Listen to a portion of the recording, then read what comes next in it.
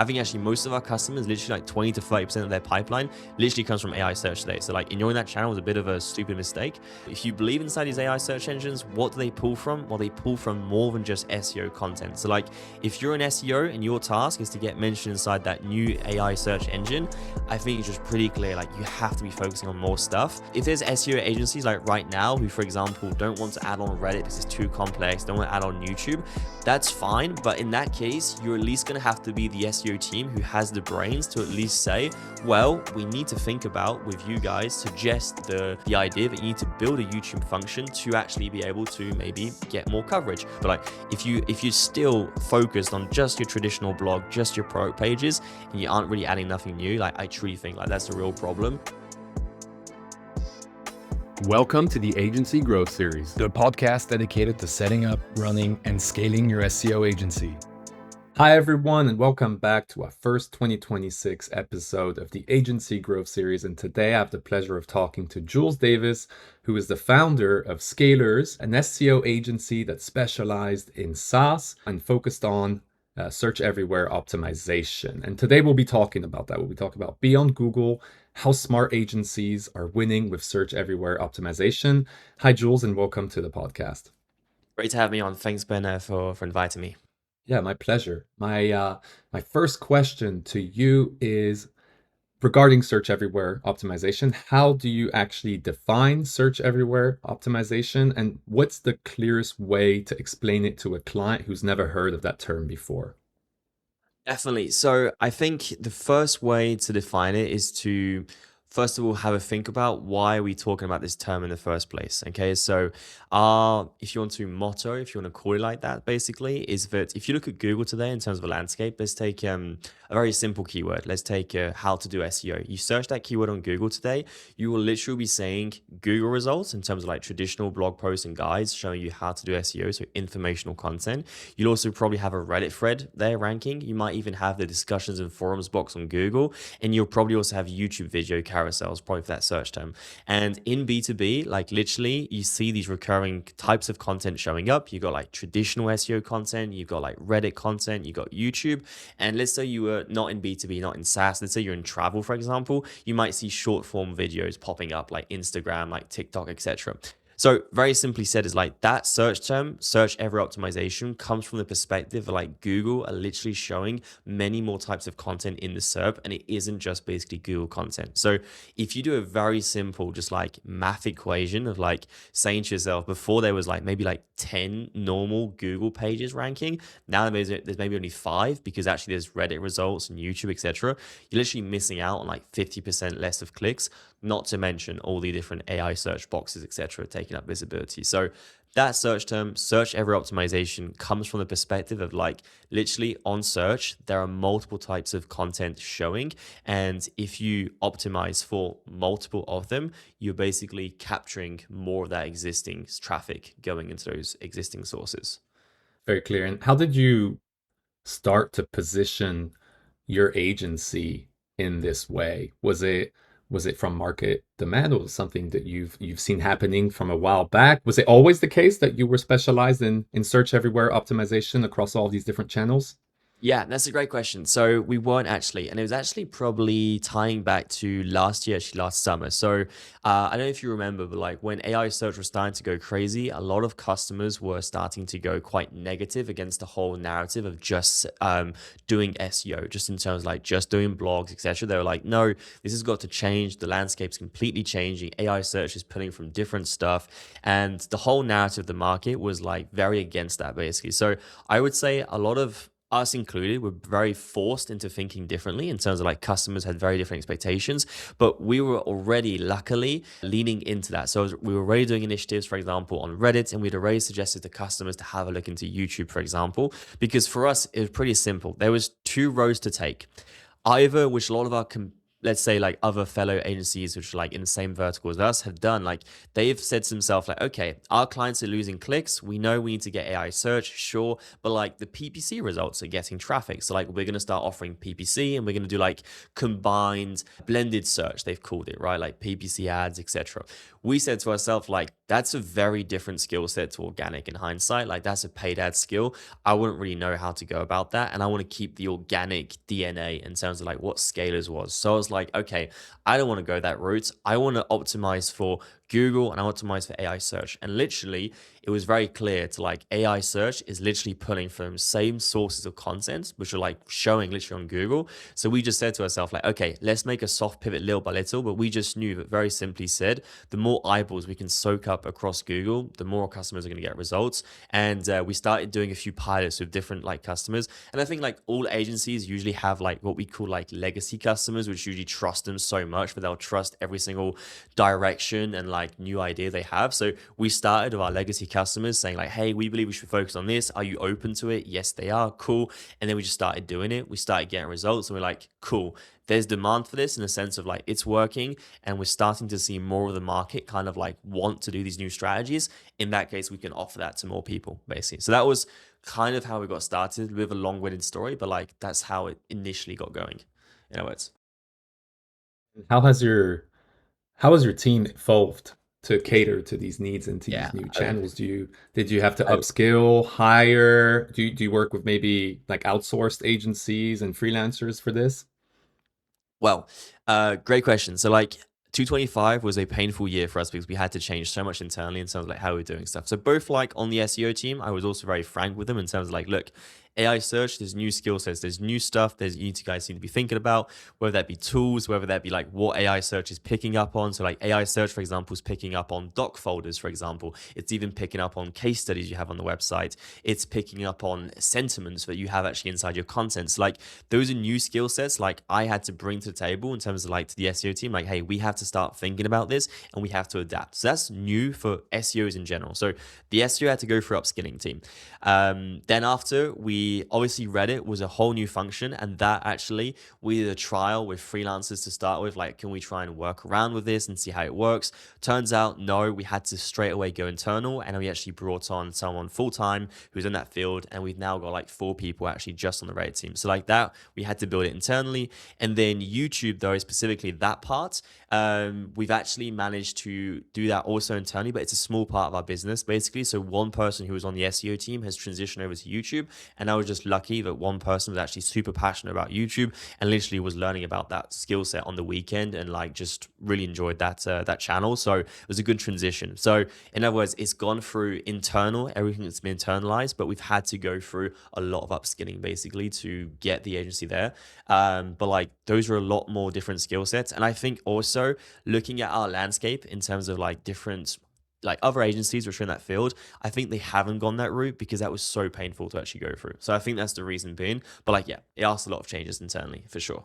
Why hasn't hiring externally a freelancer worked for Reddit? What was the problem there? Uh, I think just like the nature of when you're working with a freelancer, they have kind of like their own kind of schedules and how they're planning stuff. And like when you have high expectations of how you want to deliver for customers, like literally, that's the way to well, like you need to bring that internal to have people which are fully aligned, fully the way they want to do it. At the same time, though, so if you find the right freelancer, it can also be a cheat code because the right freelancer usually wants to keep the business and keep you client happy as a client. So it can work. So for example, we have content, for example, internal, but we also upscale basically as needed with like freelance demand. So that can work. But for these new services, we just didn't find it worked. And also full transparency, but Reddit is one of those services that very few people actually know how to execute well because it's so experimental. So like right now in terms of like the market, like demand's very high, but like the talent basically curve is very low basically in terms of supply. So I think also from that perspective, not a lot of freelancers that truly understand what they're doing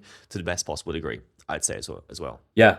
And I'm hearing a lot from the conversations I had with previous agency owners.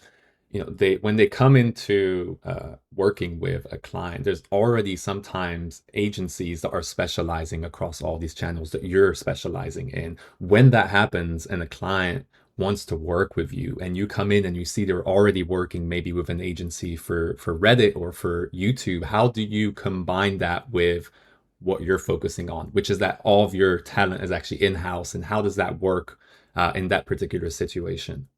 Yeah, great question. So first of all, I would say luckily for Reddit, it's not the case that most brands have a Reddit agency, because very often they don't, in the sense of it's not been a channel they've actually wanted to focus on.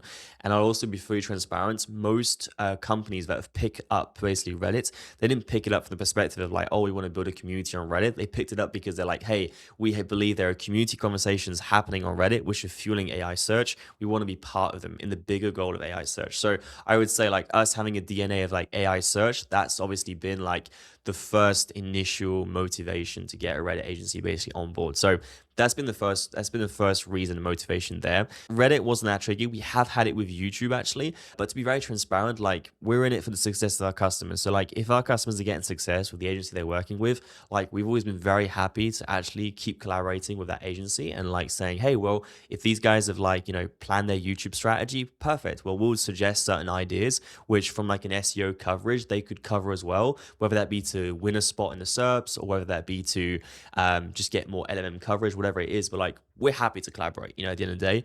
And I think on the odd occasion where we've done a better job than the other agency, we've never pushed to try and like specifically kick out that other agency. I think just clients at the end of the day, they just can see that like, hey, this team here is proposing better options, and like, hey, we're going to switch around and just go with that. So I just think it happens naturally, usually by working together.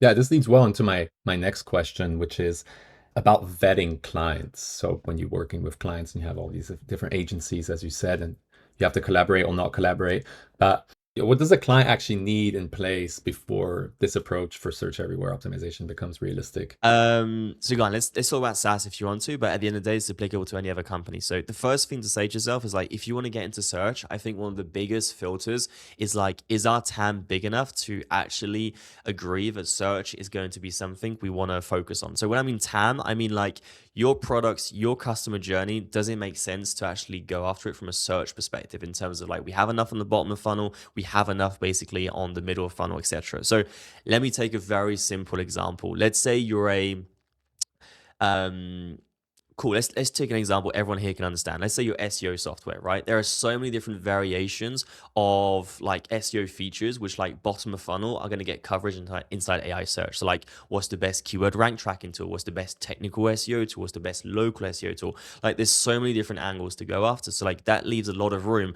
Plus, if you think about all your competitor keywords, like that's a lot of elements which are going to get coverage inside AI search. Okay, so like the TAM there from a search perspective makes a lot of sense. But maybe some brands, they just don't have that much, which means they're going to be limited in terms of how many content angles they're going to be able to produce, because they're just limited just by nature. The next thing as well is just saying to yourself, like, SEO, like let's say like in terms of like what's on your website, as long as you have the TAM and you have the capacity internally to like, I don't know, let's say work for the agency in terms of like review the work they're doing, like you're pretty much good to go, right? Just a question of like, do you have the budget, etc. You're good to go. For Reddit as well, like jumping in and providing helpful answers and basically mentioning when your brand can actually help out, you're pretty much good to go, as long as once again, there are actually Reddit conversations happening on your vertical. Cool, you're good to go and target that channel. But like YouTube, I think this is like the one thing we've had like a ton of struggle with. And to be frank, that's why it's a smaller part of our business. But like YouTube, like look at my background, for example, like this would be good for YouTube, but like not every SaaS company has this type of background, like a setup which they're able to start doing YouTube. And as well, not everyone has someone in the company who's organized and actually productive enough to probably like get on the channel and properly record a video, do a script, sit down. And this is just the biggest blocker to YouTube, because it's just like so much internal organization. Like, if you think about some clients, sometimes they're slow on just like reviewing some simple SEO pieces of content or like some Reddit comments, etc. And like, if they're going to be slow there, like producing a YouTube video is so much more harder. So I think like brands who want to embrace search engine optimization, like our main insight internal is like, we, like every agency, like usually you attract customers because you're well known for a certain thing. So we're very well known for AI search. We're well known for Reddit. Like brands will come to us because that's the first thing they want to start doing with us. And then later on, if we see we're growing with them and they've got more capacity, we'll say, hey, you guys should potentially think about YouTube. Like we'll do them example script and just show them potentially like what's possible, because we believe in it for them. And then they can have a little think and they can say to themselves like, okay, cool, we should organize ourselves and we'll do YouTube. But like, yeah, I think like, search everywhere. If you want to focus on Reddit, if you want to focus on what's on your website, if you want to do some other initiatives as well. But like YouTube, that's the one blocker where you've got to have some proper internal organization. So yeah, I'm sure you know where I'm coming from. I mean, I do a lot of YouTube. I know how complicated it is, Exactly. and Reddit as well. And that's the thing. There is a big level of investment that needs to go into it, even if you're working with an SEO agency. And so, just to confirm, right? How do you communicate that to a Yeah. client? Because, well, for traditional SEO, you can do the content, you could do the backlinks, all of that can be done by the agency, maybe with some communication with the client. But when it comes to YouTube, or maybe even Reddit, I haven't Mm. cracked Reddit yet, but YouTube, and we'll get back to Reddit as well after. But for YouTube, there's a big level of investment in there. How do you go about communicating that to clients who might be like, hey, we're paying you money, why are you telling us to do this? Like, you should be doing this. Yeah, for sure.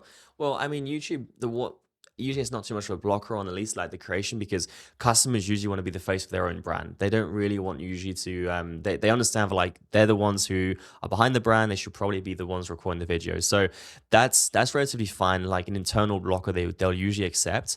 For these other parts though, like Indeed, like Reddit, etc., like the way we organize, at least like explain it to customers is true. Like if a potential customer comes to us today, we'll basically look at their budget and be like, hey, well, if you've got this amount of budget to start moving the needle, maybe you should focus basically on only this channel. So like let's take an example. Let's take a SaaS company. They've got very little budget. Well, maybe instead of like focusing on their SEO channel, which they're very new to, where maybe they have to have like an SEO team, they'll start producing content. They also need to do backlinks because they've got like no authority. Like that content's still good for showing up on Google and also fueling AI search. But like that involves three teams. That involves an SEO team, a link building team, and a content team. That's like three budgets in itself.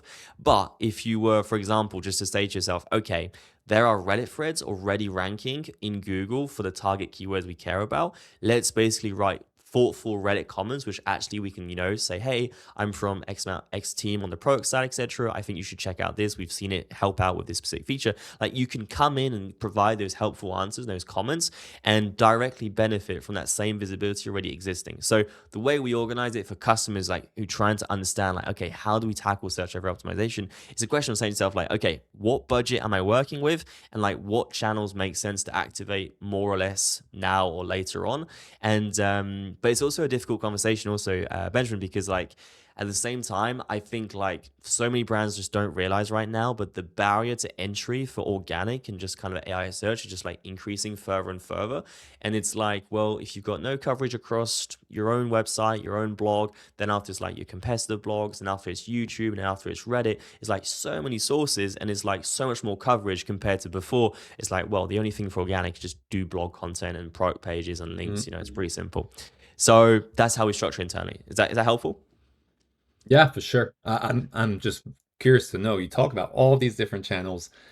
How do you orchestrate this without it just falling apart across, all of these different channels and all of these different teams that are working across different points or different aspects of the business? Yeah, definitely. Okay, so actually we have a process internally. We call it the golden keywords, but if you want to, it's a better way of calling it is like money keywords if you want to. So every business is going to have like a small subset of like search terms which truly they produce the best leads, okay? So if you're saying to yourself like there's two parts of the coin. If you're saying to yourself like okay, we want to get more coverage in Google when someone searches that search term, and at the same time as well, we want to get AI search to recommend us specifically for those search terms. Let's take your an example company like an SEO company, okay, who offers SEO software, and you offer a keyword research software. Well, let's say when someone searches best keyword research, best keyword research tool, sorry, or software, you definitely want to appear on that keyword. Or maybe, for example, someone searches the job to be done, how to do SEO keyword research, same story, a very high value keyword for you. So what we do basically is like we map out those keywords with our customers. Usually there's a batch of like 20 to 25 keywords.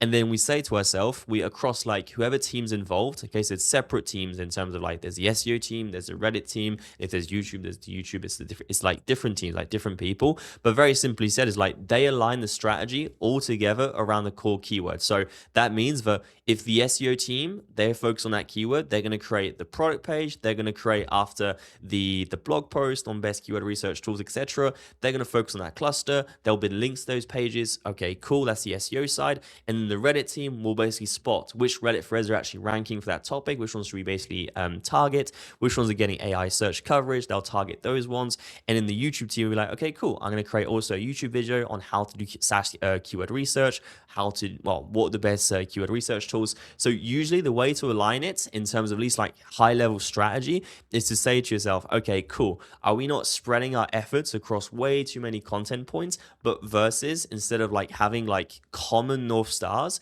in terms of like search keywords, and then just everyone basically aligns across that. And one last little detail there as well, but that also makes AI search tracking a lot easier because AI search tracking is super expensive, which means that if you're trying to track your prompts and how you're being shown up, it's better to actually track basically the prompts across those key topics, if you want to, which you care about. Because in hindsight, all these actions across multiple teams are literally all fueling up basically that specific category term, if that makes sense. So that's how we organize it internally, at least in terms of like strategy, in other words.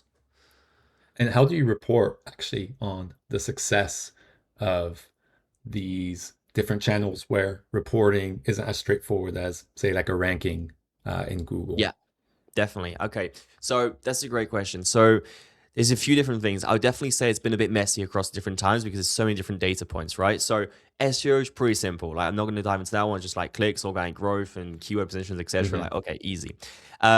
We definitely do like have all customers to have self attribution, just like a top level perspective in terms of leads, and give us that export every month. So we definitely have that usually in place for like top level leads. But then after into the individual channels, usually for Reddit, for example, we tie that back to a few things. First thing is like how much organic traffic are we in front of thanks to the comments which we thoughtfully placed into threads, and in that way that traffic has usually has a sum in terms of organic traffic combined, and also like traffic value. Because if you get in front of like a super high value thread ranking for like a juicy, I don't know, bottom of funnel term, that visibility might be worth a few $1,000s like every single month in front of your brand, etc. So it has a dollar sign. So we do report on that, and then we also report on basically the Reddit threads, how they're helping the AI citations of the prompts we're tracking inside an AI search tool. So that's like the extra layer which we've added on top with that golden keyword kind of like mindset in terms of like these are the keywords we're actually doubling down on. And then the next thing also, which we've done for like YouTube, that'll be mainly like the views in terms of like, okay, we're ranking inside the video carousel for this video, and we basically track that inside our Airtable, and then just like the views which you get from Channel Studio, etc. But like roughly speaking, there's quite a few metrics. So like top level, self attribution for leads, and then after like bottom level, the individual channel performances, basically, roughly. And for Reddit, I think a lot of listeners, a lot of people, Reddit is like just like the never-ending conversation. Yeah, Um, 100%. give me some workflow, a bit of a process as to how do you onboard a new client into this new channel? What process goes on there? Okay, awesome. So it's a really interesting process actually for Reddit. So the first thing is you got to say to yourself, why are you focusing on Reddit? Okay, so different customers have different goals. Some will say like, oh, we mainly care about getting into those conversations, which basically ranking on Google. Other will be like, we really care about AI search because we know it's a source of influence for LMM. So first of all, identify the top level goal. Okay, the next thing is understand exactly how you actually benefit different users into different conversations, because you're going to have to actually provide value to the conversation and actually provide something of just of thoughtfulness, which is going to actually be helpful to the community, or at least that conversation you're going to provide. Okay, so have like already in like your chest of drawers a few USPs and angles which the community will actually find helpful. Okay, so that's the first thing. There's a few ways how to go about it, but like one way is to, for example, say to yourself, okay, we've got a team internally, we've got different profiles, and we're going to basically create a few accounts for different team members who are basically going to jump into conversations and provide value basically from different angles. Okay, so that could be someone from the product team, it could be someone from the dev team, but very simply is like those people could basically benefit and provide value to different conversations. But there's a fine line to find basically between promotion and basically being helpful. Okay, so like if the conversation, or at least the subreddits, let's say you are not well received by the community, I'd probably avoid those, because as soon as you're going to want to come in, you might be badly received because maybe your brand just doesn't have the right reputation for some reason. In that case, you're going to have to tread lightly. for most brands, it's not usually the case. Usually they're pretty well received, okay? But just means that like if you are going to participate into a conversation, it needs to feel that like the sole purpose that actually you started to participate wasn't for the sole purpose of marketing. It needs to feel that like this is just because, Ben felt that he could participate in that conversation and that he was actually being helpful. And if you check the rest of your account history, just a normal Reddit user. So the idea being is like Reddit's a very fine line to find there, but like if you can basically find the right conversations where it's not going to appear cheesy and basically you can actually build value, that's what you want to identify with a brand. Basically is like, okay, which conversations are aligned with your SEO AI search goals and which ones are we actually going to be able to provide value without being kicked out. And that's the little angles you want to find basically. And then you want to draft up very helpful comments, but also not non-biased. They have to be non-biased, sorry, not biased. And generally just only participate if you actually think you can do something helpful and it's not going to be just badly received. So it's a very fine line to find. That's roughly how you go about it, Noah. Is that helpful, man? Yeah. And how long does that whole process take? And well, two questions. That whole process take, and there's also, there's a lot of noise about AI and SEO, and how much do you use AI with that? Because it sounds like a lot of manual work and responding, as a human. And I think in Reddit, it's a fine line between, as you said yourself, providing value and just being a spammy marketer, which Redditors hate, and they Yeah. hate that, and they talk about that. And so, how long does it take to build this trust? How much do you rely on tools to help you with this process? Sure thing. So personally, the tools I would not rely on that really for writing because it takes a ton of. Like AI is really gonna like spit out a generic answer. I think unless you have like really Mm, good at AI, like it's gonna be probably tricky. So hmm like write as a normal Reddit user would write. So like just be helpful basically. But if not for like AI, yeah, definitely how to use AI for like Reddit. We use it mainly for like thread research in terms of we pull through Reddit threads as soon as they appear, basically on a certain topic. Like that way, we can get into that conversation soon. Or, for example, hmm if it's for finding threads for ranking for our target keywords, we have also like a AI to pull those through. But not really for the writing part or anything to do account warm up or like looking after the accounts of our team members of the clients. Nothing on that end, unfortunately. Maybe I'm inefficient with how I use AI, but unfortunately, I haven't found anything to be which works. No, I mean, it's a whole debate. I think I agree with that. And I mean, you could get into a sticky situation, especially if you start using Sure. AI really poorly, where you could just get banned. Yeah, that's not cool.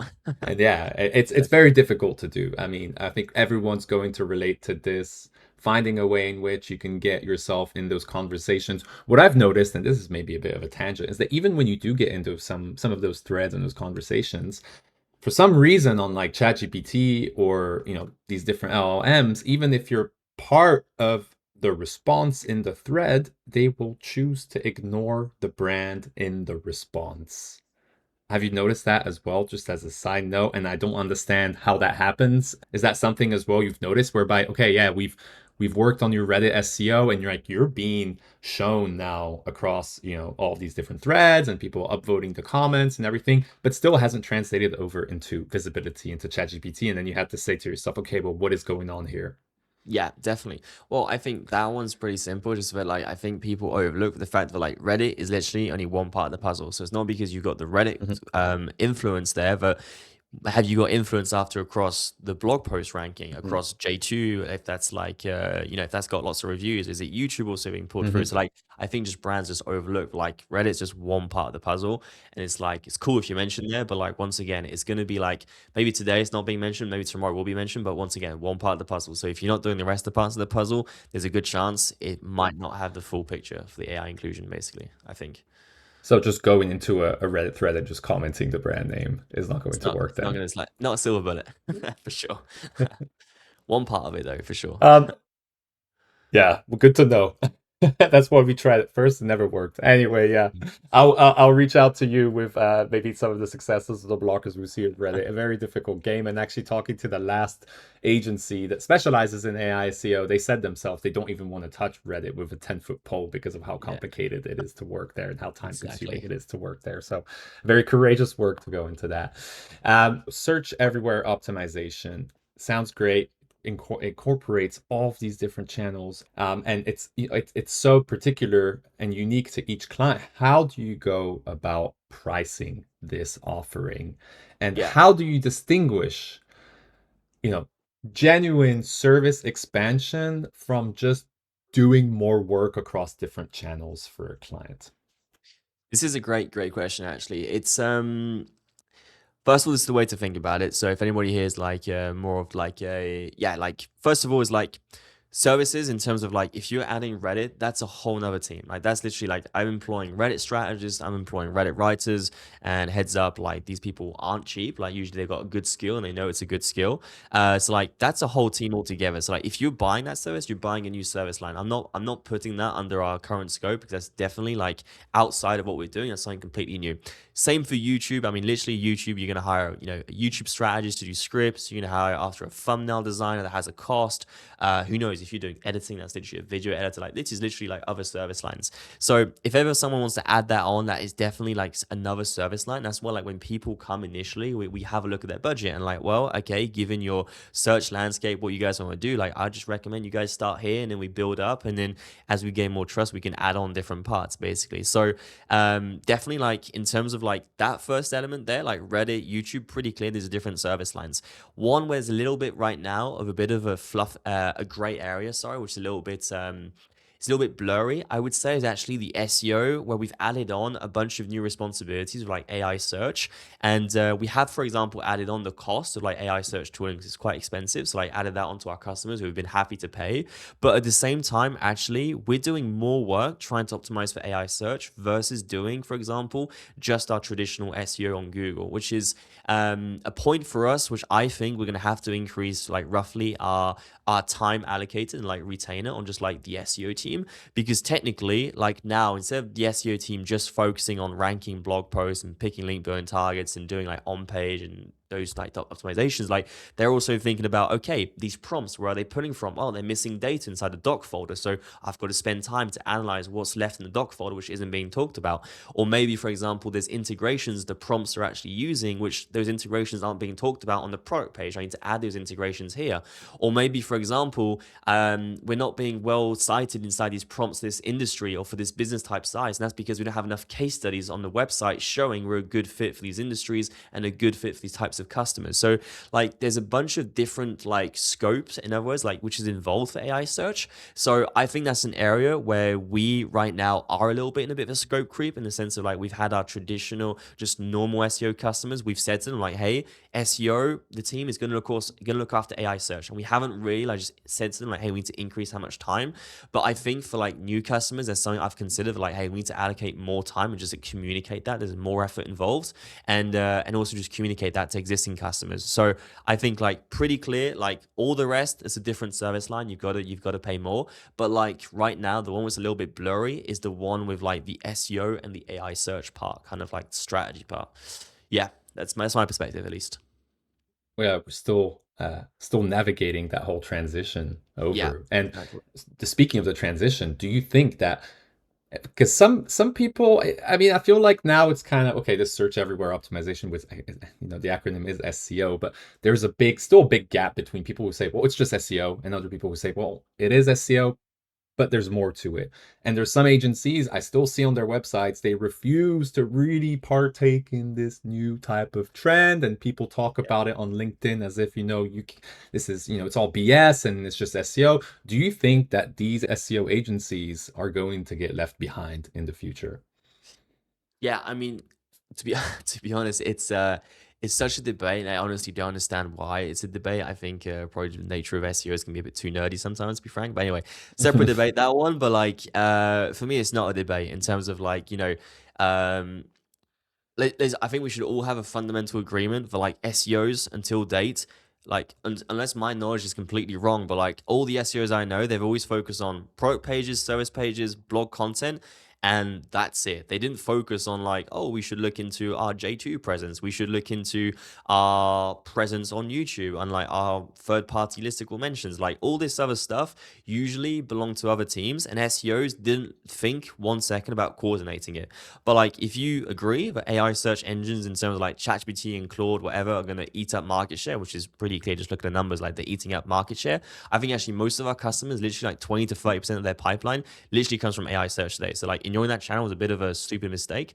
But like, so it's pretty clear that like, okay, cool. If you believe inside these AI search engines, what do they pull from? Well, they pull from more than just SEO content. So like if you're an SEO and your task is to get mentioned inside that new AI search engine, I think it's just pretty clear, like you have to be focusing on more stuff. And like I think last year there was a big wave of like agencies getting fired from companies because literally they were refusing to agree with there's new things they should be thinking about. And I think like if there's SEO agencies like right now who, for example, don't want to add on Reddit because it's too complex, don't want to add on YouTube, that's fine. But in that case, you're at least going to have to be the SEO team who has the brains to at least say, well, we need to think about with you guys, suggest the idea that you need to build a YouTube function to actually be able to maybe get more coverage, or think about getting a Reddit team or a social team who can engage on Reddit for us. Or for example, suggesting these ideas in terms like we're missing content on our doc folder, on our case studies, whatever it is. But like if you're still focused on just your traditional blog, just your product pages, and you aren't really adding nothing new, like I truly think like that's a real problem. And not to mention how I think also in the future, like the market is also going to change to a certain, like there's a change right now for SEO agencies in terms of like the landscape of the service we're offering. But I think with AI, and that's a whole different can of worms, but I think also the market is going to expect also like, I don't know, different outputs of work and different volumes and like different services altogether because the tooling would have evolved. So that's another kind of worms, but like at least in terms of positioning, I truly think it's just I just really dumb, you know. So yeah, I just think that's my perspective at least. You think a lot of it has to do with, and we're going a bit on a tangent here before we go into the last question, which has to do with this repositioning. But does it think a lot of it has to do with the ideas that maybe SEOs don't want to unlearn what they know, or come from For a sure. place of, okay, maybe I need to relearn this technology, and, kind of think of yourself as a beginner in a new type of Yeah. domain, and they want to say, okay, well, we've had 10 years of experience in this, so we're the reference in this, and this is how it's going to work. Yeah, exactly. Well, I mean, it's And just how like much how human much nature. learning do you do actually too? Last time I spoke with SMA Marketing, he said, "Well, I'm going to university courses for this, learning about large language models." He's reading all of these different books, and I don't know if this is something now that as well other SEO agencies that specialize in this new domain do as well. And do you also tell your team to work on this type Yeah, of definitely. educating themselves? Well, two things. So the team side, I obviously can't sit down with everyone and say, hey, like this is what you need to do. Like we have like academy calls which we do internally to like level up everyone, but the people we hire Yeah. by nature, they're always trying to level up. So like the people we have on Scalerrs, like I generally believe are some of the most motivated SEOs you're gonna find. And even the Reddit people, like well, it's like our core values, but like people who just truly want to go really deep in what they do. So like they upskilled by themselves and they actually bring new ideas. We have like a Slack channel where everyone pours in ideas and we level up processes, all of us together. But I do my own learning also, like LinkedIn, different sources on YouTube, etc. So like I do my own learning there. But I think you had another question you said was like, what was the question you said just before, Ben, in terms of like, so that's like how I go Basically, about it. But like, yeah, yeah, I mean, yeah, how do you go about educating yourself in this topic, basically? yeah, And the first okay, question was, is it a refusal to unlearn that's it, yeah. basically what they I think know? it's a refusal Uh, because it's the path of least resistance in terms of most people want to take the easiest path, right? Because if you think about the year we had last year was tremendously difficult in terms of workload, and I'm not going to sugarcoat it. This year as well, it's still difficult. Like there's still processes because just think about it from this perspective, right? If you add on like two more services, let's say you add on Reddit, and let's say you add in new stuff to do inside AI search, and maybe even you add on mhm, YouTube, whatever it is, but like literally instead of our operations being focused on one or two free service lines like SEO content links, now it's focused on SEO content links, Reddit, and also YouTube, and then potentially like a few extra areas.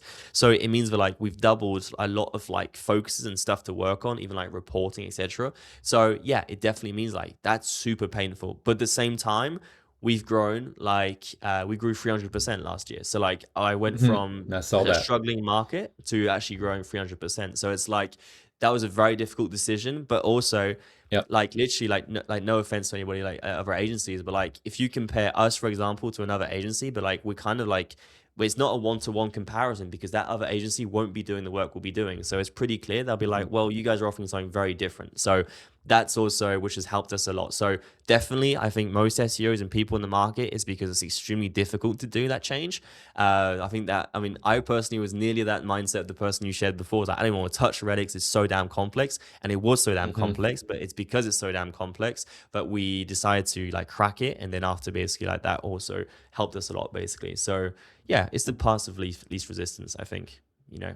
Yeah, and some of them are starting to now finally change. So, I do demos for keyword.com a lot. We have lots of agencies that work with us. That's, a primary ICP are agencies. And I get on Yeah. calls with them, and a lot more are interested in our AI visibility product, right? Which tracks your visibility across these Yeah. LLMs. And a lot of a recurring theme is I'm losing clients. They're asking me for this specific service and I wasn't offering, and now I want to offer it, and I'm learning a lot about it. And I think a lot of SEO agencies are having this we need to reposition type of mentality right now. My question for you is, if an agency owner is listening and wants to start repositioning around search everywhere optimization, what's the honest first move and what's the trap most of them will fall into?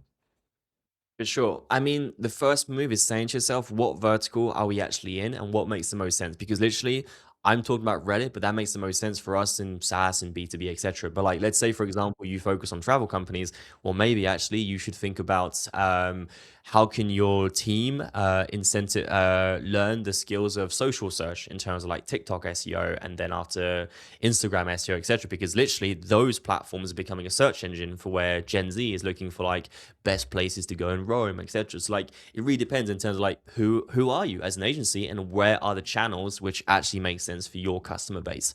So that's the first question I would say to have. And like the biggest trap to fall into is definitely though for sure like full transparency, like most businesses usually struggle because of not usually lack of, it can be obviously lack of business, but also we say that businesses don't starve starvation, they die because of congestion in terms of like there's too much stuff happening, they don't do it really well. So like that is the big Okay. problem, unfortunately. It's like if you add on too much and then you struggle and then your whole quality diminishes as a whole, then you're going to struggle. So it's like that fine line to say to yourself, like you got to expand, you got to change, you got to grow, but at the same time, don't do it too quick. And it's also pretty risky in hindsight.